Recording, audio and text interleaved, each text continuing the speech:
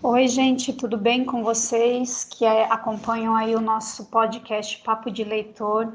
Hoje nós estamos no nosso episódio de número 22, estamos aí na reta final dos episódios de indicação literária que a gente tem feito desde lá do mês de abril, né? Finalzinho de abril, a gente começou a gravar os episódios de indicações literárias e estamos na nossa reta final, chegando aos últimos episódios. O episódio de hoje é com os alunos Augusto e Davi. Eles são alunos do segundo ano do médio integrado ao técnico de desenvolvimento de sistemas da ETEC de Registro. Só lembrando, né, se você está ouvindo pela primeira vez esse podcast, ele é uma iniciativa da ETEC de Registro por meio do projeto Biblioteca Ativa, que é um projeto que visa organizar, né, ações culturais voltadas para a leitura, né, da nossa escola. E esse ano, por conta de toda essa situação da pandemia, nós resolvemos pegar um trabalho que a gente fazia em sala de aula comigo, que eu sou professora de língua portuguesa, e trazer para todo mundo ouvir, para todo mundo ter acesso a essas indicações que antigamente a gente fazia em sala de aula. Então, nós chegamos hoje no nosso episódio de número 22. E agora com Augusto e com Davi, que trazem duas obras muito legais, né? Então, o Augusto vai trazer para a gente o Hobbit, que é um clássico da literatura, e o Davi, ele vai trazer uma obra muito interessante, que é uma revisitada, é como se o autor tivesse revisitado um grande clássico, que é um conto sombrio dos Grimm, né? Então, nós estamos aqui. Tudo bem, meninos? Tudo bem, Augusto? Tudo bem, Davi? Olá, professora. Tudo bem? Muito obrigado. Oi, professora. Tudo Tudo bem bem, também? Davi? Muito obrigado aí pela oportunidade e vamos pro podcast. Vamos. Então, hoje nós vamos começar aqui com Augusto, né? Augusto vai contar para a gente um pouco do autor da obra, né? Parece, eu estou dando risada porque parece assim, a gente apresentar o Tolkien parece uma coisa assim, chovendo molhado, né? Porque a gente poderia dizer assim, nossa, quem não conhece o Tolkien? Mas de repente pode ter um monte de gente que não conheça, né? Então, quem é o autor do seu livro, Augusto? Então, o John Ronald Reuel Tolkien, ele era doutor em letras e em filosofia, nascido na África do Sul em 1892. Mais tarde se mudou para a Inglaterra. Ele participou muito ativamente na Primeira Guerra Mundial, que foi onde ele tomou muita inspiração para que logo depois criasse seu próprio universo, o da Terra-média, dando origem a livros muito famosos como Hobbit, Silmarillion e O Senhor dos Anéis. Tolkien ele ficou conhecido mais tarde como o pai da moderna literatura fantástica e considerado por muitos, sem dúvida, o maior e mais bem-sucedido autor da literatura fantástica de todos os tempos. O trabalho dele foi tão admirado que 2 vezes ele foi indicado para o Prêmio Nobel da Literatura. Mesmo que não tenha ganhado nenhuma, ser indicado 2 vezes é um grande feito. Sim, um grande feito, né? E assim, a gente pode não. Eu acho que hoje em dia talvez tenha se tornado um pouco mais popular por conta dos filmes, né? Mas a gente pode não conhecer muito bem o Tolkien, mas a gente está rodeado de referências que ele criou, né? Quando a gente assiste Caverna do Dragão, por exemplo, que é um desenho animado famosíssimo, né, da década de 80, 90, e a gente vê lá os caras, né, os serviçais lá do Vingador, e eles são chamados de orcs, né? Aquela figura é inspirada na obra do Tolkien, né? Então, e esse mérito, né, que ele tem de criado toda uma mitologia, todo um universo com eras, com povos, com línguas diferentes, né? Realmente assegura mesmo a ele esse título que você falou de pai da literatura fantástica moderna, né? Acho que ele é um marco para a literatura, né? Um autor importantíssimo para a literatura, né? E eu não sabia que ele tinha sido indicado 2 vezes ao Nobel de Literatura. Não, e acompanho, até sei um pouquinho dele, mas isso eu não sabia. Interessante, né? Eu acho que, será que existe mais algum escritor que tenha sido indicado 2 vezes por 2 obras diferentes? Acho que não, né? Acho que talvez ele tenha sido o único, né? Isso é muito, muito importante, né? Davi, conta pra gente. Quando a gente fala Green, a gente meio que já sabe mais a gente pode imaginar já quem sejam, né? Quando a gente ouve esse sobrenome. Mas o caso do seu livro é um caso muito especial, né? Quem que escreveu o Conto Sombrio dos Green? Aí a gente entra num caso que, como a senhora disse, muito especial. Porque Jacob Green e Wilhelm Green, mais conhecido como os Irmãos Green, eles criaram a história do livro e criaram realmente o livro sobre a história de João e Maria. E, além disso, criaram vários outros contos super famosos e que são reconhecidos atualmente por ter uma qualidade muito excepcional. E esses contos que foram criados por eles foram obtidos, essas histórias, por meio de histórias que ele escutava de camponeses, amigos e parentes, além de também coletar os contos que tinha da cultura dele. E essa coleta dos contos foi extremamente importante porque também trouxe para outros escritores que também realizaram esse processo. E agora que entra a parte mais especial do livro, que seria o autor do livro que eu trouxe, que se chama Adam Gidwitz, nascido em 1982. Ele fez um feito um tanto audacioso em reescrever um livro dos Irmãos Grimm, que seria, no caso, o Conto de João e Maria. Ele conseguiu fazer esse feito de uma forma tão habilidosa e de uma forma tão complexa que o livro recebeu algumas premiações, como ele foi considerado o melhor livro do ano pela Publishers Weekly e foi escolha do editor pelo New York Times. Ele também recebeu muitas resenhas positivas da Publishers Weekly e da School Library Journal. Nossa, que interessante, né? Eu não sabia que ele tinha conseguido toda essa repercussão, né? Porque a gente realmente, né? A gente pode dizer assim, mas o cara foi lá e pegou um conto dos Green antigo e reescreveu. Nas aulas, eu não sei se os meninos lembram, né? Mas eu acho que eu já devo ter comentado assim que o que faz um grande escritor não é só o que ele escreve, né? Não é só os elementos que tem na história, né? Não é só os acontecimentos da história, mas é o modo como a pessoa escreve esses acontecimentos, né? Às vezes isso é até mais importante do que o acontecimento em si, né? Porque é isso que determina se você se sente envolvido pelo que está sendo lido ou não, né? Enfim, e como você disse, é muito audacioso, é muito corajoso ele ter bebido dessa influência, né? Escolhido essa influência. Bom, eu vou pegar um conto super conhecido, que já virou filme, que as crianças conhecem de ouvir, que já foi, e vou reescrevê-lo do meu jeito. Para a pessoa fazer isso, ter coragem de fazer isso, ela tem que ter muita segurança de que ela escreve de um jeito muito legal, muito bom. E ele estava certo, né? Porque ele reescreveu um conto tão conhecido e ainda conseguiu todo esse reconhecimento, né? Então, assim, ele está no caminho certo. É isso mesmo. Ele fez porque sabia que o que ele tinha feito era muito bom, né? O que ele iria fazer ia ficar muito bom, na verdade, né? Muito interessante mesmo.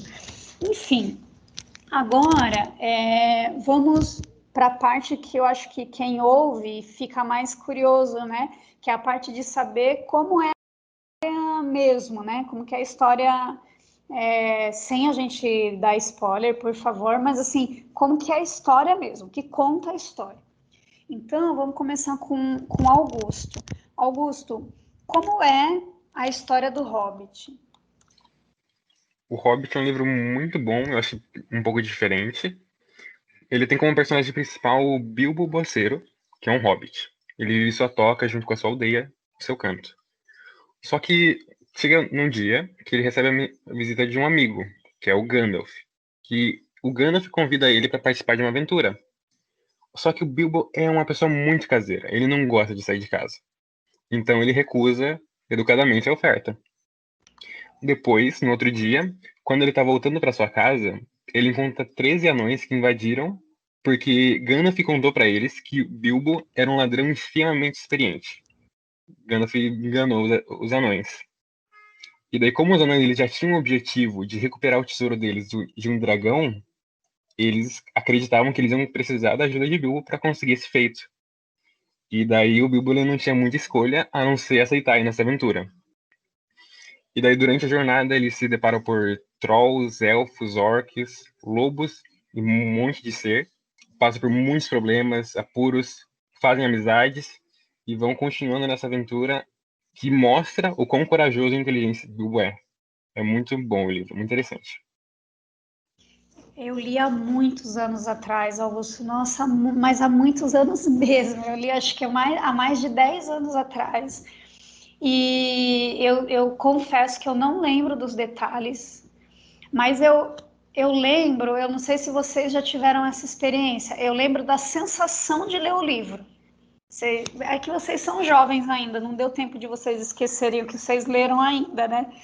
Mas para mim, eu lembro inclusive que eu li o Hobbit no inverno e eu lembro muito, eu trabalhava numa escola, não como professora, como inspetora de alunos, e eu lembro de ler assim no trabalho, entre os horários de intervalo, né? Que a escola que eu trabalhava era uma escola na época muito pequenininha, e lembro da sensação de ler, da sensação da descrição do Tolkien, que é absurda, né?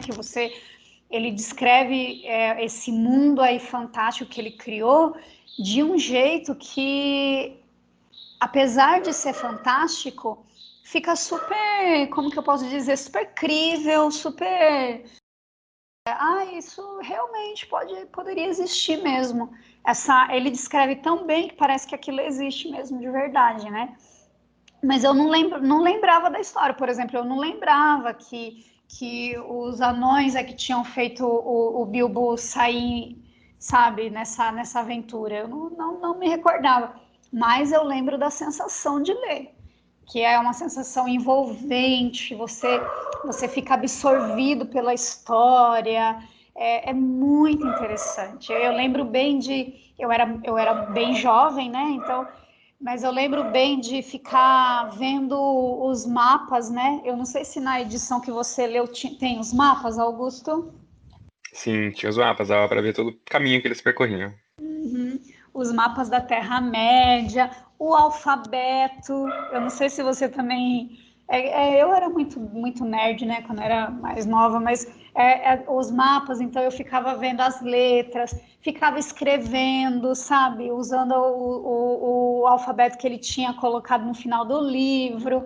É uma delícia ler o Tolkien, né? Nossa, é uma viagem, né? Muito interessante mesmo, muito É legal. muito bom, é muito bom. Mas é só isso mesmo que você quer contar, você não quer contar mais nada não, né? Eu acho que o próprio leitor pode descobrir os restos da história. Eu louca para ver se arrancava mais alguma coisinha de você, para ver se eu lembrava. Não, mas tá certo. É uma grande aventura. E agora deixa eu perguntar uma coisa que tem sido uma conversa recorrente aqui no podcast, né? Porque vocês sabem que um monte de gente lê livros que inspiraram filmes, né? Assim, é muito comum, aparece ao longo desses 20 episódios e tantos aí, muita gente que leu. E a pergunta é sempre a mesma. Você assistiu o filme antes, Augusto, ou você leu primeiro o livro para depois assistir o filme? Eu assisti antes. Foi como eu conheci também o Tolkien. Entendi. É que é a geração de vocês, né? A minha geração já não. Tinha que ler o livro mesmo, primeiro, né? Porque eles fizeram o Hobbit depois de fazer O Senhor dos Anéis, né? Então, eu li primeiro o Hobbit para depois assistir o filme do Senhor dos Anéis, para depois ler O Senhor dos Anéis. Então, uma confusão na cabeça. Mas agora sim.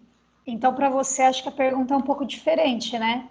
É melhor, assim, é melhor mesmo ler o livro do que ver o filme? E eu acho muito melhor ler o livro.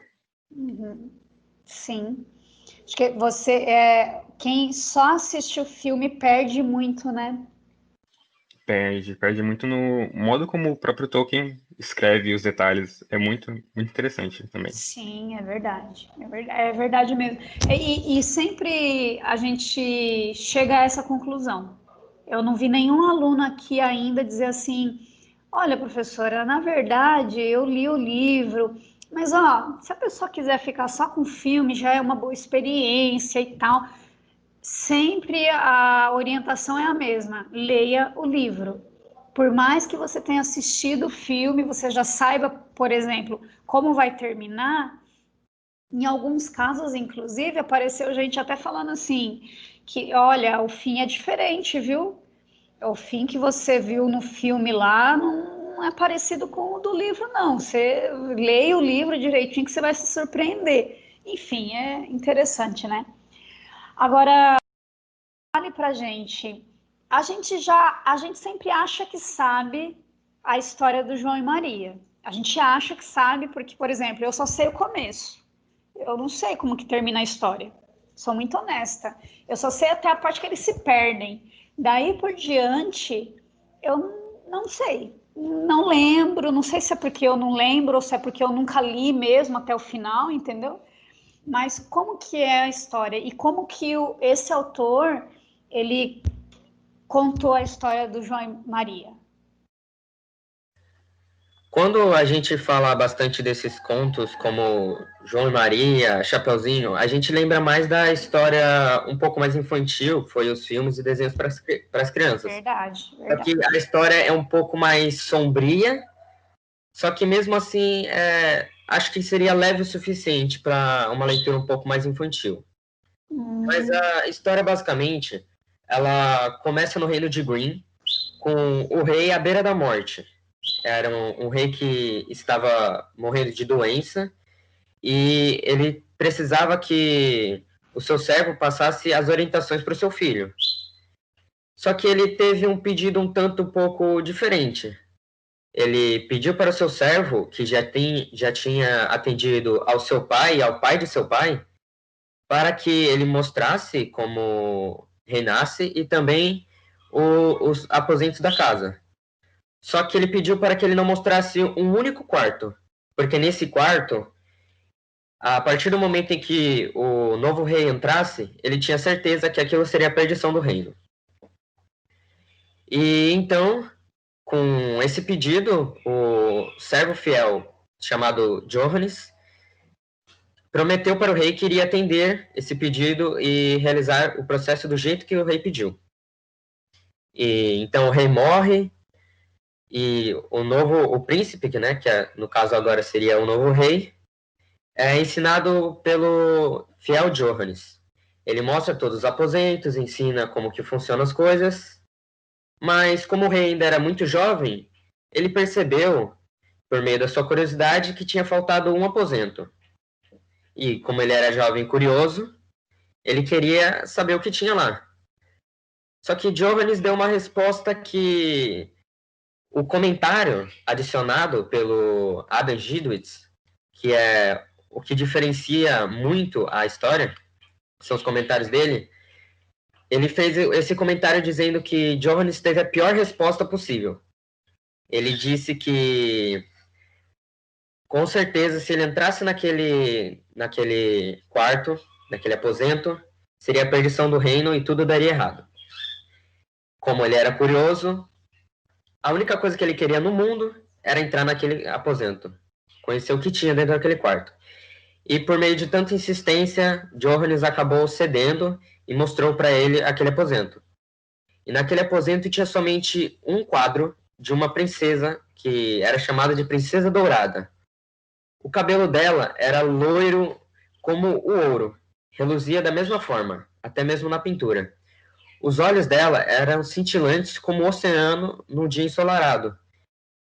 Porém, o rei percebeu que em volta dos lábios dela havia melancolia e solidão. E mesmo assim, ao olhar aquele retrato, ele ficou perdidamente apaixonado e queria por tudo casar com aquela princesa.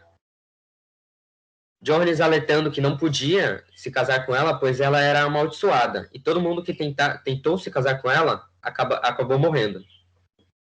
Mas mesmo assim, apaixonado pelo jeito que ele estava, ele foi atrás daquela princesa. Eles chegaram lá como comerciantes e navegadores e sequestraram a princesa. Mas então o rei mostrou para ela ouro, porque Johannes disse que ela tinha uma fraqueza. Ela adorava ouro mais que tudo. Então o rei levou muito ouro e ofereceu para ela. Então ela decidiu se casar com ele por causa do ouro. E no meio da viagem de volta para o reino, 3 corvos ficaram na proa do barco e estavam cochichando sobre alguma coisa. Johannes acabou ouvindo essa conversa. E esses corvos, eles disseram 3 profecias. A primeira profecia é que a partir do momento em que eles chegassem, o rei ia subir em um cavalo para ir até o reino. Mas se ele subisse nesse cavalo, ele ia cair do cavalo e morrer. Mas a única solução era matando o cavalo. Porém, se ele contasse por que ele tinha feito isso, ele ia virar pedra dos pés até o joelho. Então veio a segunda profecia. Um vestido de ouro que a princesa com certeza ia querer vestir. E a partir do momento que ela vestisse e tocasse naquele vestido, ela ia ser consumida pelo fogo. E a única maneira de salvar ela era jogando aquele vestido no fogo. Mas quem fizesse isso e contasse por que fez, iria ser petrificado do joelho até o coração. E a última profecia foi a profecia da primeira dança, em que a princesa ia desmaiar e morrer. E o único jeito de salvá-la era mordendo o lábio dela e sugando 3 gotas de sangue. E quem contasse ia ser transformado em pedra do coração até a cabeça. E então, Johannes, como era um servo muito fiel, que tinha atendido a vários reis daquele reino, resolveu salvar o casamento da princesa e do rei. Então ele fez todos os passos, matou o cavalo, porém não contou. E o rei, por ter confiado nele, permitiu que isso acontecesse. Então no vestido de ouro ele jogou o vestido, e na primeira dança ele mordeu o lábio da princesa e sugou 3 gotas de sangue. E nesse momento o rei perdeu a cabeça e mandou que jogassem Johannes na masmorra para que no próximo dia ele fosse decapitado. E então, antes da decapitação, na verdade, o rei perguntou o porquê dele ter feito essas coisas, totalmente estranhas de ser sentido. E ele resolveu contar toda a história e todo o porquê que ele fez isso. E conforme ele foi contando, ele foi virando pedra, até que ele virou pedra por completo. Depois disso, o rei e a rainha viveram juntos naquele reino, salvos pelas profecias que foram libertadas por meio de Johannes, e viveram felizes, tiveram os 2 filhos, porém o rei não se sentia feliz de verdade. Ele tinha que fazer alguma coisa para ter os 2, porque não era suficiente só os filhos. Então, brincando com seus filhos no quarto, ele ouviu um sussurro da estátua de Johannes, dizendo que se ele cortasse a cabeça de seus filhos, Johannes voltava à vida.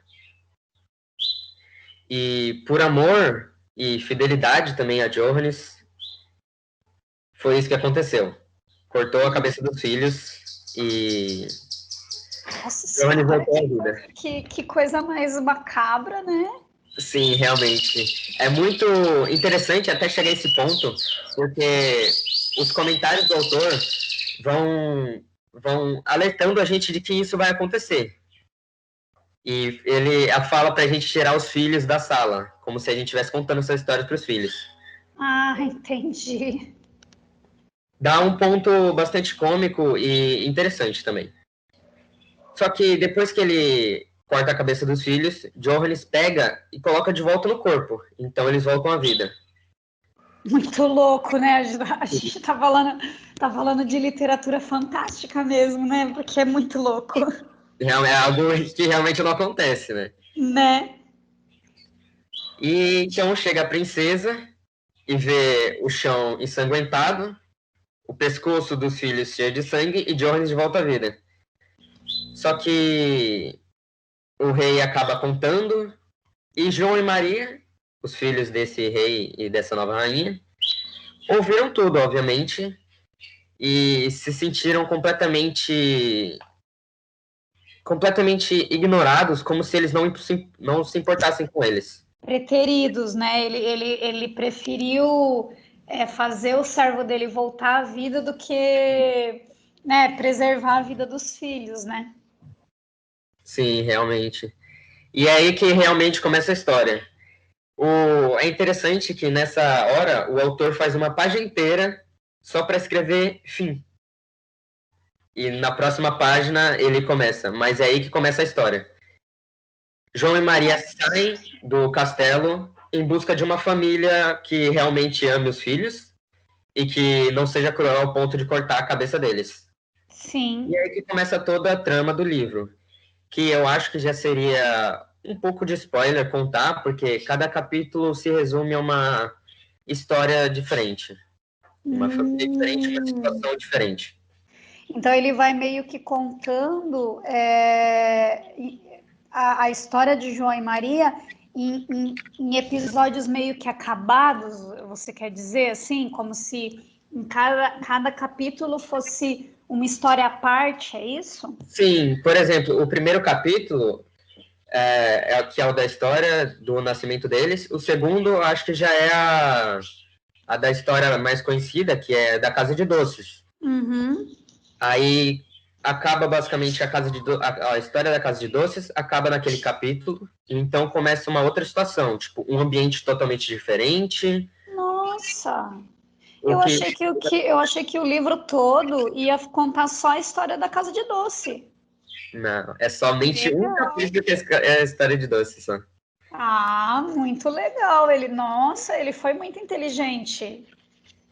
Sim, por meio, lendo algumas resenhas do livro também para entender um pouco mais, eu reparei e consegui reparar que algumas histórias não são nem inseridas na história real de João e Maria, feita pelos irmãos Grimm. Sim. Nem a história das Sete Andorinhas, que é inserida no livro e João e Maria participam dela. Além disso, tem Entendi. vários outros contos, alguns contos que são realmente da história e outros que são à parte juntados, mas amarrados de uma forma que faz sentido e parece que é realmente da história. Que legal, muito inteligente, né? Não é à toa que ele recebeu todo esse reconhecimento, né? É pegar um universo, né, e desenvolver a partir daquele universo, né? Mas você tem que ser fiel àquele universo, mas ao mesmo tempo você tem que dar toques diferentes, novos, né? É um trabalhão, você tem que ser muito bom mesmo, né? Muito interessante. Agora, deixa eu perguntar para Augusto, né? Ele meio que já começou a falar para a gente, né? O que levou você a ler o Hobbit, Augusto? Então, eu lembro que eu tinha assistido o filme, tanto o Hobbit quanto o Senhor dos Anéis, há muito tempo. E depois eu vi que tinha os livros aqui em casa. Nossa. E daí eu pensei, ué, por que não? Que meu irmão já tinha. Então eu li e achei muito bom.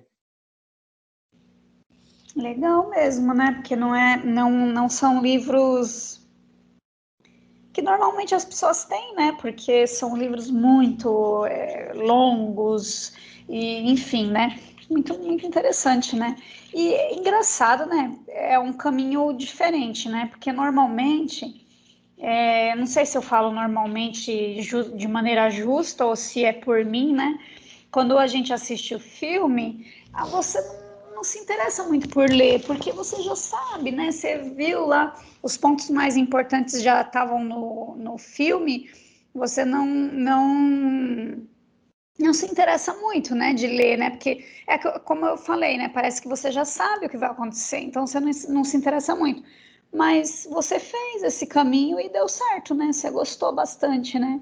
Interessante. Às Sim, vezes é preconceito nosso, falar assim, não vou ler, não. Já assisti o filme, não vou ler, não, né? comigo várias vezes aconteceu o contrário de eu ter assistido o filme e depois lido o livro. Como Uhum. aconteceu com o Guia do Mochileiro das Galáxias, que eu assisti e depois li, e Ai, também um eu filme muito preciso. antigo. Um dia eu preciso ler esse Guia do Mochileiro das Galáxias, gente, porque o que eu já ouvi falar desse livro todo ano, a gente já faz essa dinâmica dos alunos apresentarem os livros, eu acho que faz uns 5 anos, 5, 6 anos. E todo ano alguém apresenta o Guia do Mochileiro das Galáxias, gente, sem mentira nenhuma, todo ano. E digo mais, só menino. Nunca vi uma menina apresentar o Guia do Mochileiro das Galáxias. Vocês acreditam que a coincidência? Eita, é meu livro favorito, Guia. Engraçado, por que você não escolheu apresentar esse? Porque eu tinha acabado de ler e o Tolkien estava recente, e aí Hum, eu tava em dúvida e eu tirei na moeda. ah, essa ótima, né? Muito legal. Não, mas é o que é o mochileiro sempre aparece, sempre, sempre, sempre. E é interessante porque esse ano não apareceu. Esse ano ninguém vai apresentar o Guia do Mochileiro das Galáxias, então ele meio que teve que dar um jeito de aparecer aqui. Então eu estou fazendo as honras ao Guia do Mochileiro das Galáxias. Se você não leu, leia, porque é muito bom, porque não pode ser a ETEC, ela, para quem não conhece, ela recebe alunos do Vale do Ribeira inteiro. Não são alunos da mesma cidade sempre, né? E são alunos de várias cidades e nem, a maioria assim não se conhece, vai se conhecer na ETEC. E não pode ser coincidência que um livro numa escola com esse perfil apareça todo ano como o livro escolhido que o cara gosta o suficiente para ir apresentar para os amigos, entendeu? Então esse ano, coitado, ele não apareceu, mas o Augusto intuitivamente lembrou dele, colocou ele aqui. Nós estamos fazendo as honras para o Guia do Mochileiro das Galáxias, que eu não li ainda, mas que deve ser um livro muito bom, porque sempre é citado, sempre é apresentado. É Muito muito, muito bem, bom. Augusto, muito legal. O outro livro que você estava falando? É, quando eu era criança, assisti um filme muito antigo do Sherlock Holmes, do Cão dos Baskerville. Era de 1900 e pouco. E daí eu comecei a ler também os livros do Sherlock Holmes, por causa do filme. Já apareceu também. Esse Cão de Baskerville lá também já apareceu aqui, já foi apresentado. Aqui no podcast desse ano, não, mas nos outros anos de indicação na sala de aula também apareceu. Como as pessoas gostam de Sherlock Holmes também, né, gente? Como as pessoas gostam dos livros. É muito legal. Mas vamos lá. Então foi isso, né? Foi assistir o filme. Davi, como que você chegou a esse livro dos Irmãos Green? Não dos Irmãos Green, né? Então, aí que vem uma incógnita, né? Porque eu não sou muito fã de livro e nem de conto de fadas. Tanto é que eu li muito pouco livro na minha vida e muitos que eu nem cheguei a ler até a metade. Mas o meu antigo professor de português, um dia ele perguntou na sala quem gostava de ler e ele recomendou um livro para cada um que não gostasse de ler. E esse foi o livro que ele me recomendou. Aí eu decidi ler ele e acabei que foi um dos poucos livros que eu li por inteiro. E foi o que eu Nossa, mais gostei e é o que eu decidi apresentar. que legal, hein? Que história curiosa. De todas as histórias que já contaram esse ano, essa daí é única. Não gosto de ler, aí o professor indicou um livro exatamente para a pessoa que não gosta de ler, e é esse aqui que eu estou apresentando. Muito legal, muito bom mesmo, né? Agora, meio que vocês já responderam, né? A última pergunta que eu vou fazer, mas eu vou reforçar assim, né? Por que vocês escolheram esse livro para apresentar? O que eles têm, esses dois livros que vocês estão apresentando, o que eles têm de tão legal, de tão bom, que assim fez com que vocês. Não, eu vou escolher esse aqui porque eu acho que outras pessoas têm que ler esse livro, entendeu? Por quê? O Hobbit é um livro com um público-alvo muito amplo. Eu acho que qualquer pessoa pode começar a ler e gostar bastante. E é muito fácil de você imaginar o universo, principalmente por causa dos detalhes que Tolkien escreve. E a história em si também é muito interessante. Acho que qualquer pessoa que lê vai gostar bastante. Davi? O livro ele teve toques diferentes e audaciosos, como o comentário do autor, que foi o Adam Gidwitz, e foi um livro que realmente me prendeu.